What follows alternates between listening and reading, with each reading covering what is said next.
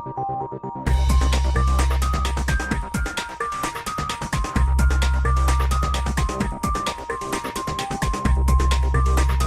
remember many years ago when Dell just made machines over the internet. People bought them over the internet and they'd push them out there. And I know probably around the year 2002 that Dell was moving in this direction of the services area. And how do you find yourselves in the world of competing with the likes of the Accentures of the world, the big five consultancies? I mean, how has Dell taken to that challenge?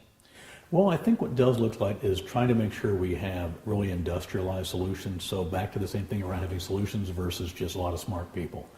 So look at the learnings, say about virtualization. Dell has virtualized over 1 million physical servers worldwide. So taking that experience and making it into much more of a standard way of doing business. So instead of having a lot of really smart people figure things out every time, come with that answer in mind. Secondarily, taking our industry expertise, so whether it's healthcare, education, government, financial sector, and take that towards that customer answer. So it's very much understand the customer problem, tailor a solution for them, get in, solve the problem, get out. So we look at those customers as those people using the Accentures, et cetera. They've been in consulting for a long time. They've got hundreds of thousands of mouths to feed. We don't. We're trying to solve that problem for the customer and get out in a very different way. Competing in that world, I mean, on one hand, you guys make the machines, so you know exactly intimately how the machines work. How do you pool your knowledge in the sense that, as I said, you know, you've pretty people who have a lot of experience in selling to healthcare, selling to education.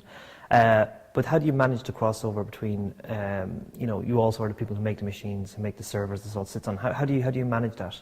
Well, there's a couple aspects. So first of all is capturing the horizontal knowledge, as you mentioned, from the fact we make the servers. Working with our partners, such as whether it's Citrix or Microsoft or VMware, understanding what their software is able to do and providing that expertise.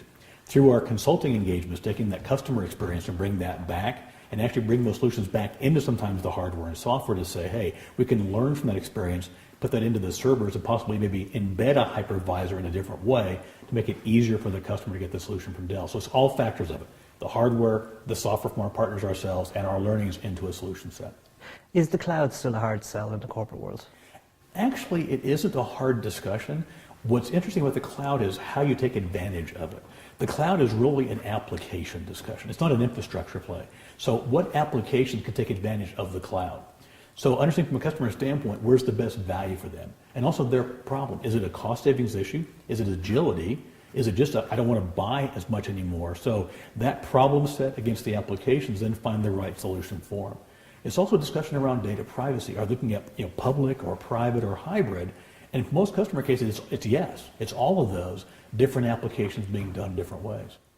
Many companies that I've discovered on embarking on the cloud journey often look at this as a way of rewriting the rules as they see it. I remember meeting a guy who runs who's part of the cloud implementation division for Bank of America in London, and they're seeing this as a whole new avenue. Once upon a time it was the technology industry telling them how to do it, but they're almost now telling the technology industry how they'd like to do it. Is that something you're seeing? Well, there's two avenues of the cloud as Dell sees it. One we call evolutionary and one we call revolutionary. Evolutionary is much more take the current code you have today and kind of place it into a cloud platform. It's more efficient. It's like the next generation of virtualization, but into a different scale. So that's like Hyper-V, VMware, but your software doesn't have to change a lot. The revolutionary is where the actual scale, hyperscale, comes from and gets really pretty creative, but you have to rewrite the code. So in fact, the question becomes for the business, what are you trying to evolve to? If you're trying to create a trading platform that can scale massively, horizontally, you may want to rewrite that application, take advantage of that hyperscale cloud. If you're just trying to run maybe your ERP system a bit more efficiently, you don't have to rewrite it to gain efficiency from the cloud. I see there you have a Venue Pro device that you're very proud of. The world as we know it, I mean, once upon a time, most people's idea of computing was the computer on their desk. To today, everybody has a device that is a GPS device. It's everything. It's arguably more powerful than the first computer they ever owned. How do you see companies like Dell, for example, yourselves using it to be more efficient, to then translating that into how companies can run themselves with arguably powerful computing in every pocket? Well, I think there's two things. The proliferation of the mobile devices, what's interesting is, first of all, they're not replacing, in many cases, something else. So folks who are getting things like tablets or smartphones also still have their PC in the office for creation. The second piece is, for years, corporate IT tried to kind of lock down the device. I'm gonna make my PC for you, or I make BlackBerry the one phone I'm gonna have, and that's going out the window. The challenge now becomes, how do I create a ubiquitous user experience across any of those devices, getting data in your corporate network securely in the right way? So instead of locking you down, how do I give you the same experience on whether you're on your Venue Pro phone, your Android phone, your desktop computer, or your home computer, so that the work you do moves around and the data stays in one place? And that's where the cloud comes in, because it's all about where's that data residing and user experience. So it's really changed dramatically, and the efficiency you gain can be dramatic. We talked to one airline who uses the 5-inch streak. They can go to an aircraft that has a problem. They take a snapshot of the part. Using that snapshot scan, they can find out who has the part in the local area. They get the part over to the plane. They use the back of the thing to scan the barcode of the part. They put it in and then take a photo again to prove the inspection is done. Okay, saving them time and high quality with a phone type device. It changed what they do dramatically. I mean, this stuff, like if you said this to somebody 15 years ago, they thought it was science fiction. I mean, where do you see it going now? I mean, in terms of like, what will the next 5 or 10 years bring? I mean, at least from the point of view of planning and the kind of conversations you have. Well, I think you're going to start also seeing is think about all of the places of data you have today, whether you got your PCs, your home, etc. How do you get kind of that unique place where this is everything about John? Okay, and whether you're accessing it from your home device, your phone, your television, whatever, this is where John's data is. And the same thing goes for work. And that becomes kind of a cloud platform. So if you want to have your videos, your pictures of your family, various things, you don't have to say, is it on this device or that device? These just become windows into that network, no matter where you are in the world, to your information. And so I think you're going to start seeing less of all these devices carrying data and more about the access to the information. The second part about it is how we work is going to change. If you think about it today, you can walk on an airplane, you can scan this as your ID. Well, how does this become your banking device? I think you see a lot more information being this is your device, where in fact you won't have to carry a credit card possibly, because you'll have your credit information here. You know it's you. You can validate it with a barcode scanner. So it's going to change how we interact with other people, I think, very differently. It's pretty neat, actually. The kind of way organizations are looking at these devices, I mean, it almost goes back to the same question I asked you about cloud. Are you finding that companies are coming to you telling you, this is what we want to do, or do you find yourselves kind of, well, it's up to us to really tell the companies what we think?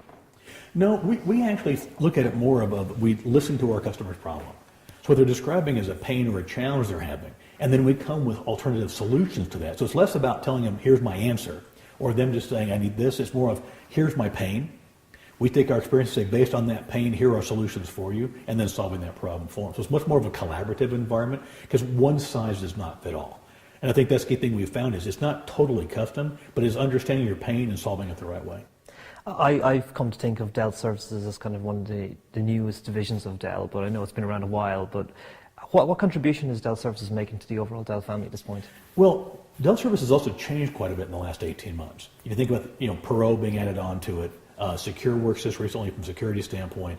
So the complete set of services we now have, from the endpoint to the data center, healthcare, education, is quite a bit larger and more extensive than it was a couple of years ago. So a lot more solutions based. It's also a rapidly growing part of the business, and I think our customers now view it as a key part of why they do Dell. It's not just the hardware anymore, but can I get the complete solution from something as simple as extended warranty or pro support to the full sweep around it. They're trying to buy an answer. And so all of a sudden from Dell, they can get end to end. So they can get the hardware, the software, the services solution from one vendor at one time. Healthcare was one of the things that I know was a very strong division of Perot, and I know that was one of the main assets that basically you brought into the Dell Services family. Ireland needs to make vast changes to its health system, as you've probably read and heard. How would you see a country like Ireland approaching its healthcare system? I mean, what do you think, looking at it from a technology point of view, needs to be done? Well, I would actually turn it sideways and not say technology. One of the key things that Perot brought us was they have a lot of actual very forward-thinking doctors, nurses, practitioners on staff. Those that have been studying, in effect, how do you transform the giving of health? And so I would start from that aspect, say, forget the technology for a minute. How can you change outcomes? What's going to change outcomes? One of our solutions today we have is a ability for the doctor and nurses, they walk around to log into a device and instantly have where they were typing before or doing access before. So all of a sudden, they're getting their data updated more recently. They're not waiting till end of the day, so outcomes change, but it saves each nurse or doctor about 45 minutes a day. Well, it's a very simple technology solution, but it was the process change of how they did work. That was the key to the change. And I think that's the issue. Technology can enable it, but that really isn't the answer. It's how you change how you do the business process to provide different care. Kris, thank you very much.